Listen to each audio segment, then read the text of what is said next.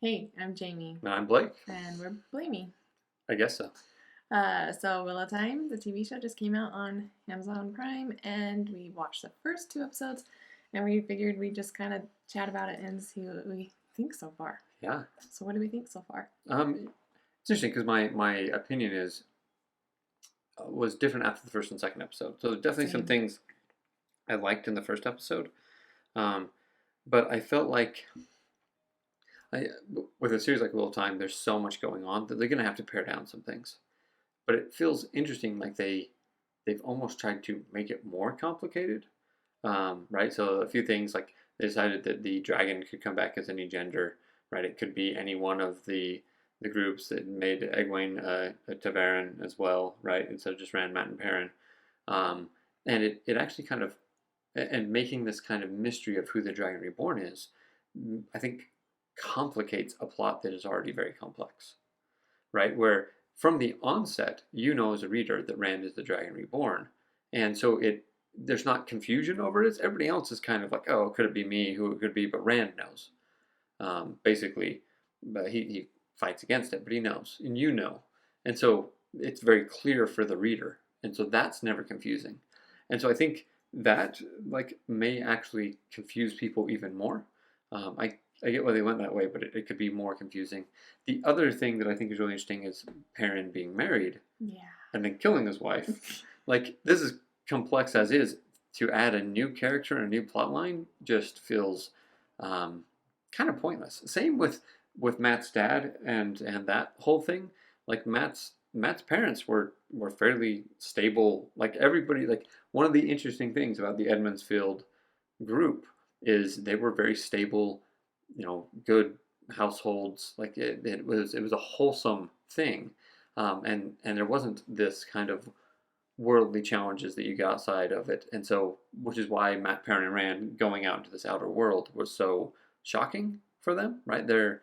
And so it was weird to add a little bit of that wasn't really needed, and it kind of made Matt feel like a bad guy in certain Matt was respects. really thrown under the bus, which is sad. I mean, I didn't love Matt till a couple books in, but right now, Matt's my favorite character, and I'm like, why are you doing this to him? Yeah, and the thing is like Matt is never a bad guy. Like he's never stealing. He's never doing things.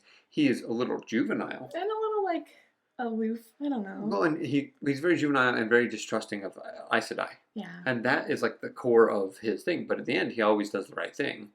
But that definitely isn't, at least so far, TV show Matt. Yeah. Right? It's definitely not there. Some pluses. I don't know for you pluses. I think it's absolutely beautiful. They've definitely spared no expense in doing it. I liked episode 2 much better than episode 1. Same. My favorite part was the song about Manthrin, the ancient city where the two rivers is. I loved that. I loved the explanation of it. I thought it went really well. I actually liked. I know this is controversial, but the Dark One dream that they have, like it's hard to portray that. And yes, it was disgusting, but I think it did that well. I didn't particularly like the White Cloak part of it, but The rings it's was okay. pretty, like gotcha. Yes. Seeing all those rings, a Yep. little bit scary. And same with the dreams. Like, I was like, oh man, if all these dreams are gonna be this freaky, we're in for a ride. Sure. But then, and also the gore. The gore in the first episode, I was like, whoa, it's been a minute since I've seen this much gore, especially when Perrin's wife was dying. That was a little A little much, overkill. right? Yeah. Yeah. Or the chopped off hands in the very first or the second episode. That was a little much. Yeah. The thing I didn't like about the White Cloak thing is the White Cloaks. They obviously don't like Aes Sedai, but it made the Aes Sedai feel like a bit of a pushover. Like wielding the one power is kind of akin to a superpower, and so. I mean, you see what Moraine did with all the Trollocs and stuff. Like, it's hard for me to imagine that the White Cloaks are the Aes Sedai would be afraid of them. Right? They never. I mean, the White Cloaks eventually, cause problems, but it's never really with the Aes Sedai being afraid of them. So it'll be interesting to see how that progresses. It does feel like they're setting up those questioners to be kind of the villains for a little bit, which in some respect, the Dark One is such a big villain that you almost can't have him be the bad guy. Sure. So you kind of need a smaller villain to deal with on a smaller scale. So maybe that's what's happening there. That makes sense. Egwene and Rand, eh. meh, that's irking me the wrong way. I feel like Hmm. just the way it's portrayed, and like obviously they don't end up together. I don't think. I'm not done with the series, but I just feel like it's Sure. a weird portrayal of their relationship, They tried to advance the relationship, like it, and that's right, fine. right, and but I feel like by advancing it, they made it be more like committed than it almost was. Like they were like the best I could describe it is almost like high school sweethearts in the book. Like even maybe even less than that. They're kind of betrothed Less than that. potentially, but not. There's nothing like physically there. So there's a little bit of jealousy type thing. They just assume they'd end up with each other. Um, but there's um, it is interesting. You with this more physical relationship and probably a little more advanced relationship, it does add an element that again just kind of complicates things Yes, in it a just in a complicates in a things. very complex thing that's already complicated. Like it Yeah. feels like there's no need to add additional complexities to something that's already very complicated. Yeah. That said, like I'm very excited for the third episode. We're going to go potentially watch it here in just a little bit. There's a lot of good here. There is a lot of things I'm excited about. I've liked the portrayals of everybody. Who's your favorite character so far? You know, that's a good question. Who's yours?